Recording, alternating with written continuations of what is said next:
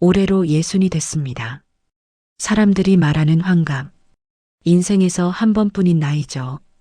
그런데 제 환갑은 조용히, 아주 조용히 지나갔습니다. 왜냐하면 저는 평생 내 인생보다 남의 인생을 먼저 책임지며 살았던 사람이었거든요. 결혼하고 처음부터 그랬습니다. 남편은 사업을 참 좋아했습니다. 문제는 좋아하기만 했다는 겁니다. 잘하는 건 없었고, 계획도 없었고, 항상 마지막은 제가 책임졌습니다. 결혼 첫 해, 20살 때였습니다. 남편이 친구와 시작한 사업이 석 달 만에 망했습니다. 빚이 800만 원. 지금이야 큰 돈이 아닐지 모르지만 당시로선 정말 큰 돈이었습니다. 제 월급이 40만 원 하던 시절이었으니까요. 시어머니가 찾아와 제 손을 잡고 말했습니다. 며느리가 벌면 되지. 젊으니까 할 수 있어. 그날부터 저는 병원 원무과에 취직했습니다. 아침 6시에 일어나 저녁 8시에 퇴근했고 월급 받으면 빚부터 갚았습니다. 한 달에 40만 원 받아서 20만 원은 빚 갚고 나머지 20만 원으로 생활비 내고 시댁 용돈 드리고 제 용돈까지 써야 했습니다. 옷 한 벌 새로 사는 게 1년에 한 번이었습니다. 그것도 세일 기간에 제일 싼 걸로요. 머리는 집에서 남편이 잘라줬습니다. 미용실 갈 돈이 아까워서요. 화장품은 병원 매점에서 파는 제일 싼 로션 하나. 그게 전부였습니다. 동료들은 점심시간에 커피 마시러 나갔지만 저는 병원 구내식당에서 제일 싼 메뉴를 먹었습니다. 커피 한 잔 마실 돈도 아까웠으니까요. 겨울에 코트가 해져서 입을 수 없게 됐을 때도 새로 사지 못했습니다. 대신 남편 헌 코트를 고쳐 입었습니다. 사이즈가 안 맞아서 우스꽝스러웠지만 추위를 막아야 했으니까요. 그렇게 2년이 걸려 800만 원을 정리했습니다. 2년 동안 저는 제 자신을 위해 단 한 푼도 쓰지 못했습니다. 그런데 빚이 끝나자마자 남편이 또 말했습니다. 여보, 이번엔 진짜야. 친구가 좋은 거래처 잡았대. 이번 한 번만 도와주면 다 끝낼 수 있어. 그 말에 저는 또 제 명의로 대출을 받았습니다. 1200만 원이었습니다. 남편 명의론 은행에서 더 이상 돈을 안 빌려줬거든요. 이미 신용이 바닥이었으니까요. 처음엔 가족이니까. 두 번째는 마지막이라니까. 세 번째는 이미 발을 빼기엔 늦었다니까. 그렇게 저는 며느리가 아니라 이 집안의 ATM이 됐습니다. 시어머니와 시누이는 아무 걱정 없이 같은 집에서 살았습니다. 시어머니는 낮에 친구들과 등산 다니고 백화점 문화센터 다니고 저녁엔 TV 보며 과일 깎아 먹었습니다. 시누이는 대학 졸업하고도 취직을 안 했습니다. 내 적성에 맞는 직장 찾을 때까지 쉴 거야. 급할 거 없잖아. 그렇게 3년이 흘렀습니다. 3년 동안 시누이는 집에서 낮잠 자고 친구 만나고 쇼핑하고 그렇게 지냈습니다. 생활비는 당연히 제가 댔습니다. 저는 아침부터 저녁까지 일했고 월급날이면 제일 먼저 이 집부터 계산했습니다. 전기세, 관리비, 대출이자, 식비, 통신비 하나하나 제 손으로 계산하고 입금했습니다. 제 월급 200만 원 중에 제가 쓸 수 있는 돈은 30만 원도 안 됐습니다. 나머지는 모두 이 집을 위해 쓰였습니다. 그리고 생일이 오면 또 상을 차렸습니다. 시어머니 생신엔 음식 주문하고 용돈 봉투 챙기고 친척들 초대했습니다. 미역국 끓이고 갈비찜 주문하고 과일 깎고 떡 사오고 친척들 오면 제가 다 대접했습니다. 우리 며느리 참 잘하네. 친척들이 그렇게 말할 때마다 시어머니는 흐뭇해하셨죠. 하지만 그 칭찬이 제겐 무거웠습니다. 잘해야 한다는 부담으로 다가왔으니까요. 시누이 생일엔 외식 예약하고 선물까지 준비했습니다. 신우이가 원하는 레스토랑, 비싼 곳이었지만 예약했습니다. 선물도 신우이가 좋아하는 브랜드 가방이나 화장품으로요. 한 번은 60만 원짜리 가방을 선물한 적도 있습니다. 그때 제 월급이 180만 원이었는데요. 그 달엔 제 점심값을 아껴야 했습니다. 일주일 동안 컵라면으로 점심을 때웠습니다. 병원 구석 휴게실에서 혼자 뜨거운 물 부어 먹었습니다. 동료들이 물었습니다. 요즘 왜 같이 안 먹어요? 식당 가요. 저는 웃으며 대답했습니다. 다이어트 중이에요. 하지만 다이어트가 아니라 돈이 없었습니다. 신우이 가방 사느라 제 점심값이 없었던 겁니다. 남편 생일엔 케이크 사오고 넥타이며 구두며 새로 장만했습니다. 남편이 좋아하는 음식 만들어서 상 차리고 촛불 켜고 노래도 불러줬습니다. 그런데 제 생일은 항상 이렇게 지나갔습니다. 며느리 생일은 나중에 챙기자. 지금 바빠서. 그 나중이 40회였습니다. 첫 생일, 두 번째 생일, 10번째 생일, 20번째 생일, 30번째 생일, 40번째 생일. 매번 같은 말만 들었습니다. 나중에 챙기자. 처음엔 서운했습니다. 두 번째엔 조금 화가 났습니다. 세 번째부터는 기대를 안 했습니다. 그러다 어느새 저는 제 생일을 스스로 잊어버리게 됐습니다. 병원 동료들이 케이크 들고 오면 그제야 생각났죠. 아, 오늘이 내 생일이었구나. 생일인 줄 몰랐어요. 감사합니다. 그렇게 말하면서도 마음 한편은 허전했습니다. 집에선 아무도 기억 못하는데. 그리고 올해 제가 60이 되던 날, 병원 야간 근무를 마치고 새벽 6시에 집에 돌아왔습니다. 밤새 환자들 돌보느라 한숨도 못 잤습니다. 온몸이 무겁고 다리가 붓고 허리가 저리고 눈이 침침했습니다. 현관문을 열었습니다. 집안은 조용했습니다. 모두 잠들어 있었죠. 거실엔 불도 켜져 있지 않았습니다. 저는 부엌으로 가서 물 한 잔을 마셨습니다. 목이 말랐거든요. 물을 마시는데 식탁 위에 작은 약봉지 하나가 놓여 있는 게 보였습니다. 안에는 소화제 몇 알, 그리고 종이에 적힌 한 줄. 나이 들면 소화부터 안 된다더라. 몸 생각해라. 시어머니의 글씨였습니다.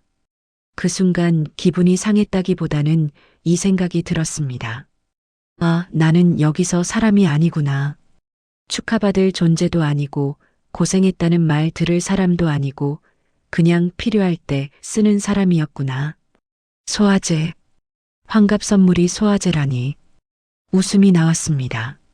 슬픈 웃음이었습니다. 저는 그 약봉지를 한참 들여다봤습니다. 작은 비닐봉지에 든 소화제 4알. 이게 40회의 값인가. 저는 방으로 들어가 서랍을 열었습니다.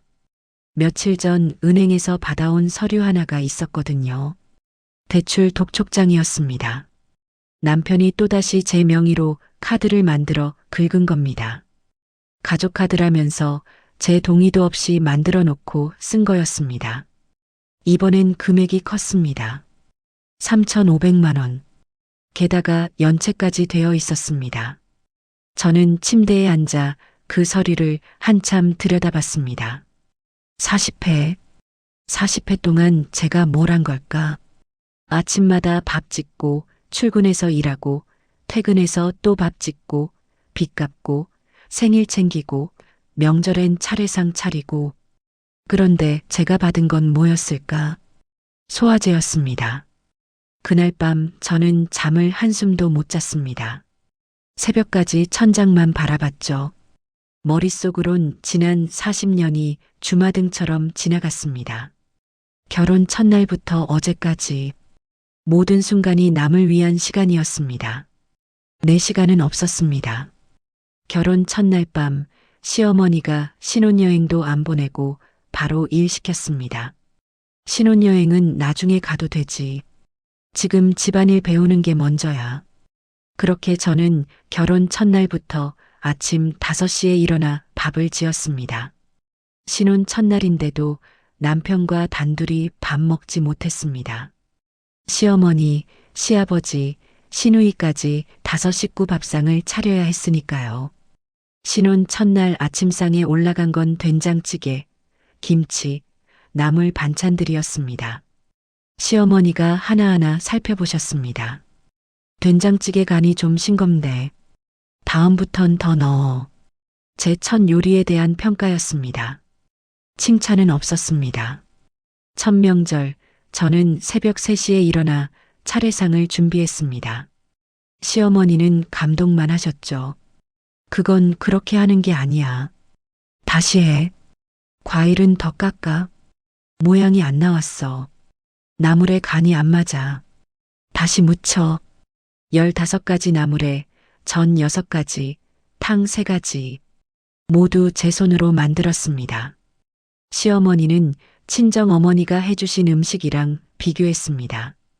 우리 어머니는 이것보다 더 잘하셨는데 그 말을 들을 때마다 가슴이 무너졌지만 참았습니다. 전을 붙이다가 손을 대었습니다. 뜨거운 기름이 튀어서 손등에 물집이 생겼습니다. 아팠지만 참았습니다. 시어머니께 말하면 또 뭐라 할 것 같아서요. 차례 지내고 나면 친척들이 왔습니다. 그럼 또 음식 내오고 설거지하고 청소하고 명절이 끝나면 저는 이틀은 누워 있어야 했습니다. 온몸이 아파서요. 그런데 시어머니는 말했습니다. 명절이 뭐가 힘들어. 젊으면 그까짓 거. 우리 때는 더 힘들었어. 첫 아이를 가졌을 때 입덧이 심했습니다. 아침마다 토하고 하루 종일 속이 메스꺼웠습니다. 그런데도 밥은 해야 했습니다. 출근도 해야 했고요. 병원에서 일하다가 화장실로 뛰어가 토하고 또 일하고 그렇게 지냈습니다. 어느 날은 입덧이 너무 심해서 출근길 버스에서 토하고 말았습니다. 창밖으로 고개를 내밀고 토했습니다. 사람들이 저를 쳐다봤지만 어쩔 수 없었습니다. 참을 수가 없었으니까요. 병원에 도착해서 화장실에서 얼굴을 씻으며 울었습니다. 왜 이렇게 힘들까? 왜 아무도 저를 걱정해주지 않을까? 시어머니는 말했습니다. 나도 다 겪었어. 참아야지. 여자가 애 낳는 게 원래 그런 거야. 그런데 시누이가 감기 걸리면 시어머니는 직접 죽을 끓여주고 약 타러 다니고 간호를 했습니다. 저는 임신 중에도 그런 대접 받아본 적이 없었습니다. 아이를 낳고 산후조리는 일주일이었습니다. 친정엄마가 와서 도와주려 했지만 시어머니가 말했습니다. 친정어머니가 오면 우리 며느리가 버릇 없어져. 혼자 해야 철이 들지. 그래서 친정엄마는 오지 못했습니다. 전화로 친정엄마가 우시는 소리가 들렸습니다. 딸아, 엄마가 가서 도와줘야 하는데. 미안하다. 저는 울음을 참으며 말했습니다. 괜찮아요, 엄마. 저 혼자 할 수 있어요. 하지만 괜찮지 않았습니다. 혼자 할 수 없었습니다. 일주일 뒤부터 저는 다시 밥을 지었습니다. 아이 없고 밥 짓고, 아이 없고 빨래하고, 아이 없고 청소했습니다. 허리가 끊어질 것 같았지만 참았습니다. 아이가 울면 안고 달래면서 설거지를 했습니다. 아이가 잠들면 그때서야 밀린 빨래를 했습니다. 밤 11시가 넘어서야 잠자리에 들 수 있었습니다. 그런데 새벽 2시쯤 아이가 깨서 울면 다시 일어나 수유를 하고 기저귀를 갈았습니다. 그렇게 밤새 2~3번씩 일어나야 했습니다. 아침이 되면 또 5시에 일어나 밥을 지어야 했습니다. 하루에 3시간도 못 자는 날이 계속됐습니다. 어느 날 너무 피곤해서 아이를 안고 그대로 잠이 들었습니다. 깜빡 졸았던 겁니다. 시어머니가 소리를 질렀습니다. 아이를 안고 잠이 들면 어떡해. 위험하잖아. 저는 깜짝 놀라 정신을 차렸습니다. 그리고 사과했습니다. 죄송합니다. 너무 피곤해서. 시어머니는 말했습니다. 아이 엄마가 되면 잠은 나중에 자는 거야. 정신 차려. 그날 저는 화장실에 들어가 혼자 울었습니다. 물소리를 크게 틀어놓고 소리내어 울었습니다. 그런데 시누이가 나중에 아이를 낳았을 때는 시어머니가 석 달 동안 시누이 집에 가서 다 해줬습니다. 밥도, 청소도, 아기 돌보기도, 심지어 밤중 수유까지 시어머니가 대신했습니다. 내가 자야 몸조리가 되지. 엄마가 할게. 저는 그걸 보면서 생각했습니다. 아, 나는 딸이 아니라 며느리구나. 차이가 이렇게 크구나. 그때 제 아이가 돌이 됐습니다.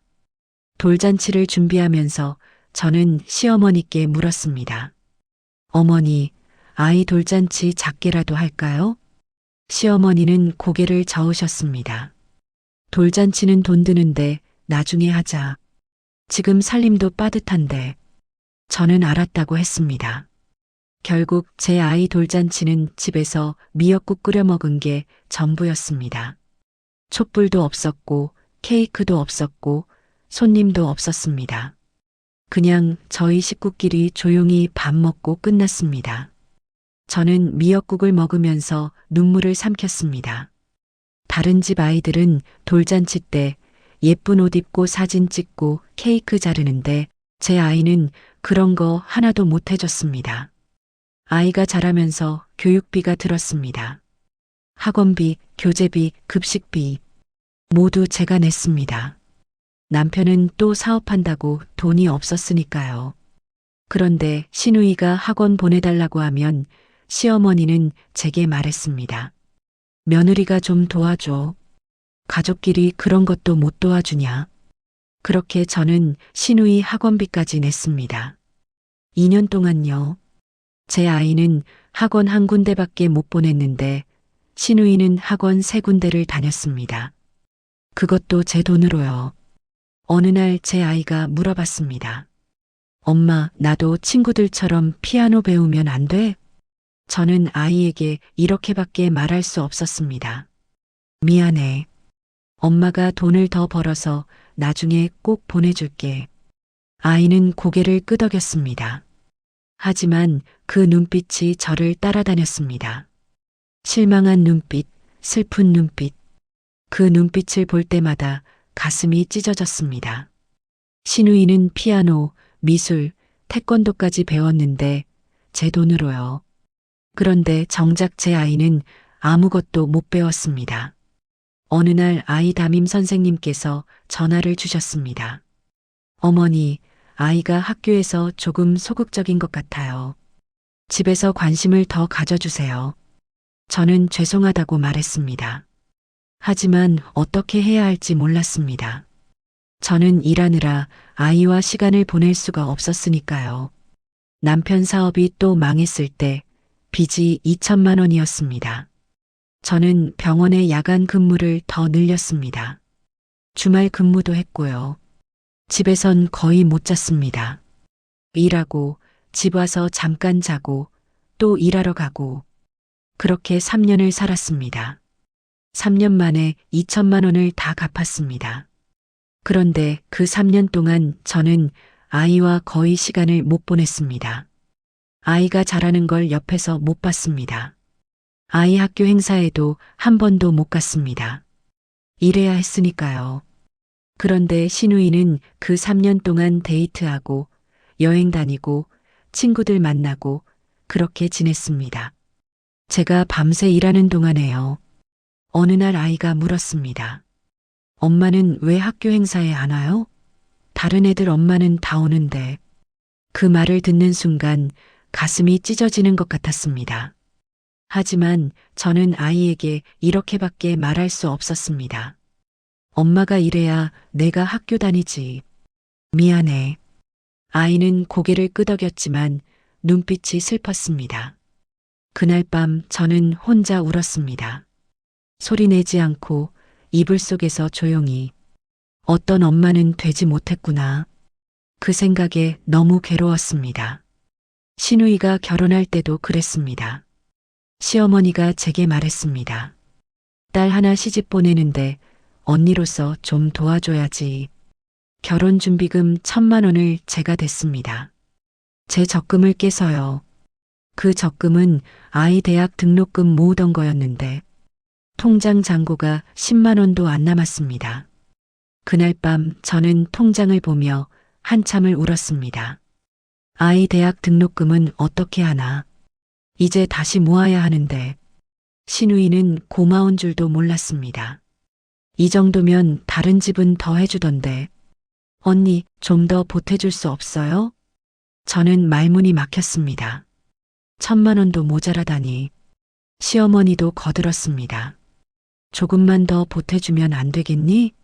딸 결혼인데. 저는 고개를 저었습니다. 어머니, 정말 더는 없어요. 이미 적금까지 다 깼어요. 시누이는 불만스러운 얼굴로 돌아섰습니다. 결혼식 당일 저는 새벽부터 음식 준비를 도왔습니다. 하객 접대하고 사진 찍고 정신없이 움직였습니다. 그런데 결혼식이 끝나고 피로연 자리에서 시어머니가 인사말을 했습니다. 딸 하나 잘 키워서 좋은데 시집 보내게 됐습니다. 다 제가 정성껏 키운 덕분이죠. 저는 그 자리에서 가만히 앉아 그 말을 들었습니다. 1,000만 원 준 이야기는 한마디도 없었습니다. 새벽부터 음식 준비한 이야기도 없었습니다. 저는 그냥 투명 인간이었습니다. 집에 돌아와 저는 욕조에 앉아 한참을 울었습니다. 물소리에 묻혀서 아무도 제 울음소리를 듣지 못했습니다. 시누이가 결혼하고 2년 뒤 시누이에게 아이가 생겼습니다. 시어머니는 3달 동안 시누이 집에 가서 다 해줬습니다. 밥도 청소도 아기 돌보기도. 매일 전화가 왔습니다. 시어머니가 시누이 자랑을 하시는 겁니다. 우리 딸이 모유 수유를 참 잘해. 아기도 예쁘고. 저는 그 말을 들으며 전화를 끊었습니다. 제가 아이 낳았을 때는 그런 칭찬 한마디 못 들어봤는데 시누이 아이가 돌이 됐을 때 시어머니가 호텔을 예약했습니다. 손자 돌잔치는 제대로 해야지. 저는 시어머니께 물었습니다. 어머니, 비용은 어떻게 하시려고요? 시어머니는 당연하다는 듯 말했습니다. 며느리가 좀 보태줘야지. 가족인데. 저는 말했습니다. 어머니, 저희 아이 돌잔치는 집에서 미역국만 먹었는데요. 시어머니는 대수롭지 않다는 듯 말했습니다. 그때랑 지금이랑 형편이 다르잖아. 지금은 좀 나아졌으니까 손자는 제대로 해줘야지. 결국 저는 시누이 아이 돌잔치 비용 300만 원을 냈습니다. 돌잔치 당일 호텔 연회장은 화려했습니다. 예쁜 장식, 큰 케이크, 많은 손님들. 시누이 아이는 예쁜 한복을 입고 사진을 찍었습니다. 저는 그 모습을 보며 가슴이 아팠습니다. 제 아이는 집에서 미역국만 먹었는데 왜 제 아이만 차별받아야 하나? 잔치가 끝나고 집에 돌아와 저는 혼자 울었습니다. 아이를 안고 이불 속에서 소리 없이. 시누이가 결혼하고 나서도 그랬습니다. 시누이는 한 달에 한 번씩 친정에 왔습니다. 올 때마다 빈손으로 왔습니다. 시어머니는 기뻐하며 맞아주셨죠. 음식 해주고 반찬 싸주고 용돈까지 쥐어줬습니다. 그 음식 재료비, 반찬 재료비, 용돈은 모두 제 월급에서 나갔습니다. 저는 명절에 친정에 갈 때 항상 선물을 사갔습니다. 한우, 과일, 건강식품. 빈손으로 가면 시어머니가 뭐라 했으니까요. 친정 가는데 빈손으로 가면 되냐? 하지만 시누이는 친정에 빈손으로 와도 아무 말 듣지 않았습니다. 오히려 시어머니가 먼저 챙겨줬습니다. 어느 추석 때였습니다. 저는 친정에 한우 세트를 사갔습니다. 20만 원짜리였습니다. 그달 제 용돈은 5만 원밖에 못 남았습니다. 그런데 시누이는 빈손으로 친정에 왔습니다. 시어머니는 아무 말도 안 하셨습니다. 오히려 반찬을 한가득 싸주시며 말했습니다. 딸은 와주는 것만으로도 고마운 거야. 저는 그 말을 듣고 가슴이 답답했습니다. 며느리는요? 며느리는 선물 안 사오면 안 되는 건가요? 이런 차별이 10년, 20년, 40년을 이어졌습니다. 저는 점점 지쳐갔습니다. 몸도 마음도 모두요. 어느 날 병원에서 건강검진을 받았습니다. 결과가 나왔습니다. 혈압이 높고 혈당이 높고 간 수치도 나빴습니다. 의사 선생님이 말했습니다. 스트레스 많이 받으시나 봐요. 좀 쉬셔야 할 것 같은데요. 저는 웃으며 대답했습니다. 괜찮습니다. 일하면서 쉴게요. 하지만 집에 돌아와서 검진 결과지를 시어머니께 보여드렸을 때 시어머니는 말했습니다. 나이 들면 다 그런 거야. 약 먹으면 돼. 걱정하는 말은 한마디도 없었습니다. 그런데 시누이가 감기 걸렸다고 하면 시어머니는 바로 달려갔습니다. 죽 끓여가고 과일 사가고 간병까지 해줬습니다. 한 번은 제가 독감에 걸렸습니다. 고열이 나고 온몸이 아팠습니다. 그런데도 저는 밥을 해야 했습니다. 시어머니는 말했습니다. 독감이 뭐가 대단하다고. 약 먹고 쉬면 되지. 그날 저는 고열에 비틀거리면서 밥을 지었습니다. 어지러워서 주방 바닥에 주저앉았습니다. 그런데 아무도 오지 않았습니다. 저는 그걸 보면서 생각했습니다. 아, 정말 나는 가족이 아니구나. 그냥 일하는 사람, 돈 버는 사람. 그게 제 역할이었구나. 다음 날 아침 저는 은행이 아니라 법률 상담소로 갔습니다. 환갑이 지나고 사흘째 되는 날이었습니다. 조용히 물었습니다. 제 명의로 된 카드빚, 제가 안 쓴 건데 책임져야 하나요? 상담사는 서류를 보더니 말했습니다. 가족카드라 해도 본인 동의 없이 만든 거면 부정사용으로 신고 가능합니다. 다만 남편분과의 관계를 정리하실 각오가 있어야 합니다. 저는 대답했습니다. 각오요? 이미 40회를 바쳤는걸요. 더 이상 바칠 게 없습니다. 그 말을 하는 순간 가슴이 이상하게 편해졌습니다. 아, 나도 선택할 수 있구나. 상담사는 절차를 설명했습니다. 카드 부정사용 신고, 재산 분리, 이혼 절차, 하나하나 메모하면서 들었습니다. 시간이 걸릴 수 있습니다. 한 달 정도요.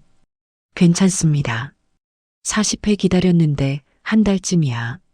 집에 돌아와 남편에게 말했습니다. 이제부터 내 명의로는 아무것도 하지 마. 내 동의 없이 카드 만들거나 대출받으면 바로 신고할 거야. 남편은 웃었습니다. 설마 진짜로? 농담이지? 당신이 어떻게 그런 결정을 해? 그 웃음이 제 결심을 확정시켜줬습니다. 저를 무시하는 웃음, 저를 우습게 보는 웃음. 40회 동안 수없이 본 그 웃음이었습니다. 며칠 뒤 법무사와 경찰이 집으로 찾아왔습니다. 카드 부정사용 신고 건으로요. 시어머니는 그제야 상황을 이해한 얼굴이었습니다. 내가 그렇게까지 할 줄은 몰랐다. 서운하구나. 저는 조용히 말했습니다. 저도 몰랐어요. 제가 이렇게까지 참고 살아온 줄. 서운한 건 저예요. 40회 동안 제 생일 한 번 제대로 챙겨주셨나요? 시누이가 소리를 질렀습니다. 언니가 미쳤어. 가족인데 어떻게 이럴 수가 있어? 우리 오빠 망하라고 작정했어? 저는 대답했습니다. 가족이면 더 잘해줘야 하는 거 아닌가요? 왜 저한테만 가족이라는 말 하세요? 제 생일 한 번 챙겨준 적 있어요? 제가 아플 때 약 사다 준 적 있어요? 제가 힘들 때 괜찮냐고 물어본 적 있어요? 시누이 결혼준비금 1,000만 원 낸 거 기억이나 하세요? 시누이 아이 돌잔치 300만 원 낸 거는요? 제 아이는 집에서 미역국만 먹었는데요. 시누이는 할 말이 없는 듯 입을 다물었습니다. 남편은 모든 걸 제 탓으로 돌렸습니다. 당신이 이기적이라서 이래. 가족도 못 챙기면서 무슨 여자야. 당신 같은 사람 처음 봐. 저는 차분히 말했습니다. 저도 사람이에요. 40회 동안 제 월급으로 이 집 살렸는데 제대로 된 감사 인사 한 번 못 들어봤어요. 환갑 선물로 소화제 받았는데 제가 뭘 더 해드려야 하나요? 남편은 말을 못했습니다. 사실이었으니까요.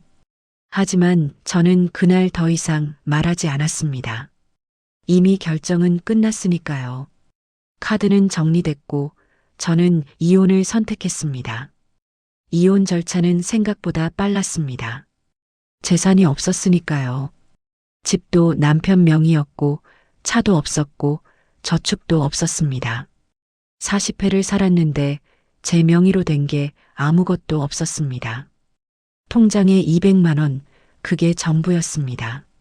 시어머니는 마지막까지 제게 말했습니다. 후회할 거야.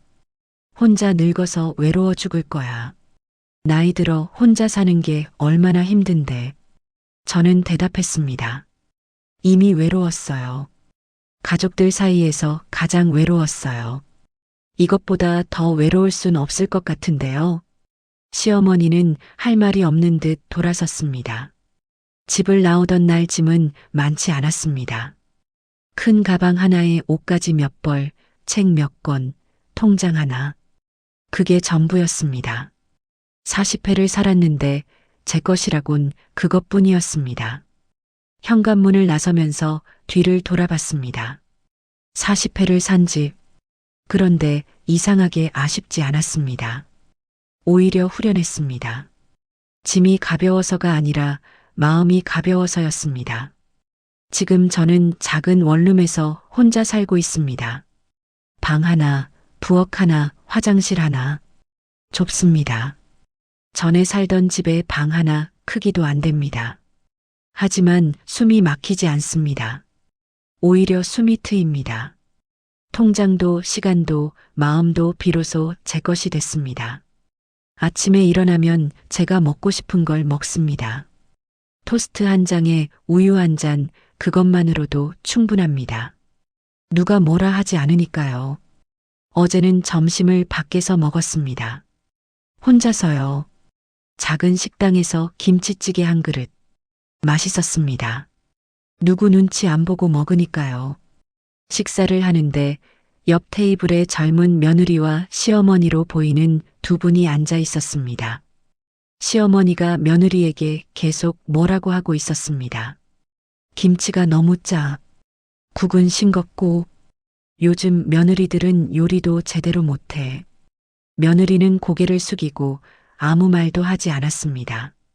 그 모습을 보니 예전 제 모습이 떠올랐습니다. 저도 저랬었구나. 항상 고개 숙이고 참고 견디고 그렇게 살았구나. 퇴근하고 집에 오면 아무도 밥 차려달라고 하지 않습니다. 저는 간단하게 라면 끓여 먹거나 김밥 사 먹습니다. 그것만으로도 행복합니다. 설거지도 제 것만 하면 되니까요. 주말엔 친구를 만나기도 하고 도서관에 가기도 하고 그냥 집에서 TV를 보기도 합니다. 누구 눈치 안 보고. 지난주엔 오랜만에 영화를 봤습니다. 혼자서요, 평일 낮에.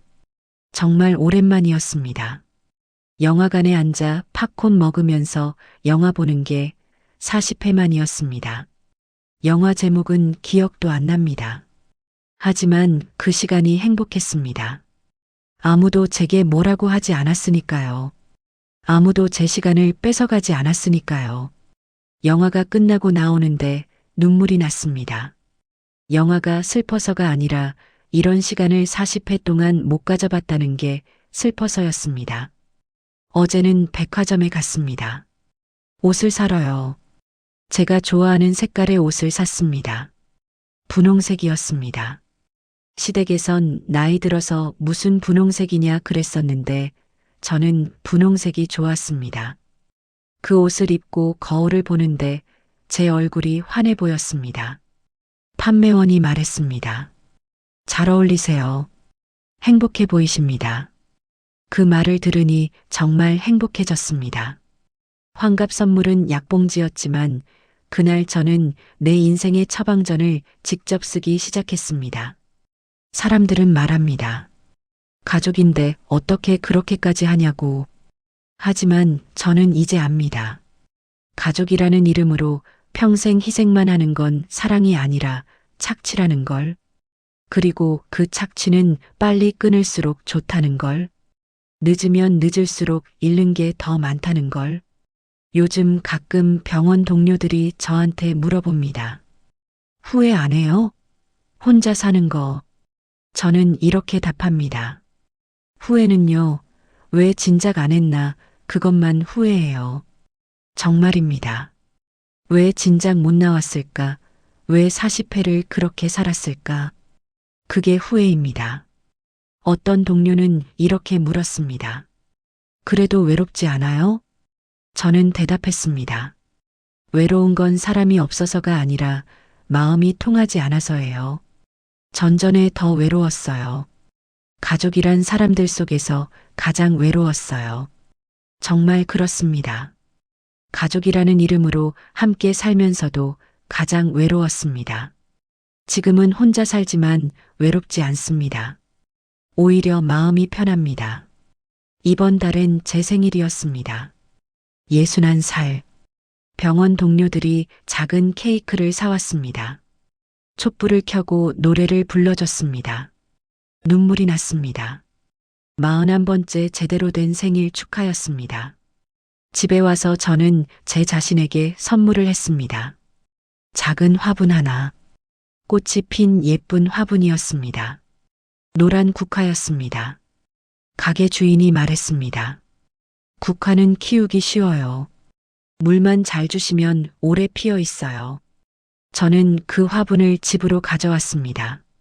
창가에 놓고 물을 주면서 생각했습니다. 이제부터는 내가 나를 챙기면서 살자. 매일 아침 그 화분에 물을 줍니다. 꽃을 보면서 커피를 마십니다. 이런 작은 일상이 저한테는 큰 행복입니다. 하지만 지금이라도 나온 게 다행입니다. 만약 그때도 못 나왔다면 지금도 약봉지를 환갑 선물로 받고 또 제 명의로 빚지고 또 갚고 그렇게 살았겠죠. 7순까지, 8순까지. 그러다 어느 날 병원 침대에 누워서 생각했겠죠. 내 인생은 뭐였을까? 그래서 저는 지금 이 순간이 감사합니다. 늦었지만 나왔으니까. 지금이라도 제 인생을 살 수 있게 됐으니까. 여러분은 지금 누구의 인생을 대신 살고 계신가요? 여러분의 생일은 누가 챙겨주나요? 여러분의 이름으로 누가 빚을 지고 있나요? 가족이라는 이름으로 당신이 희생하고 있다면 한 번쯤 생각해 보세요. 이게 정말 가족인가 아니면 그냥 이용당하고 있는 건 아닌가. 저는 예순에 깨달았습니다. 늦었지만 다행입니다. 여러분은 더 늦기 전에 깨달으시길 바랍니다. 나이 들어서도 자존심 있게 당당하게 살 수 있습니다. 가족에게 평생 희생만 하는 게 미덕이 아니라는 걸 깨달으셨으면 합니다. 이 이야기가 조금이라도 마음에 남으셨다면 구독, 좋아요, 알림 설정 눌러주시면 다음 이야기로 다시 찾아뵙겠습니다. 감사합니다.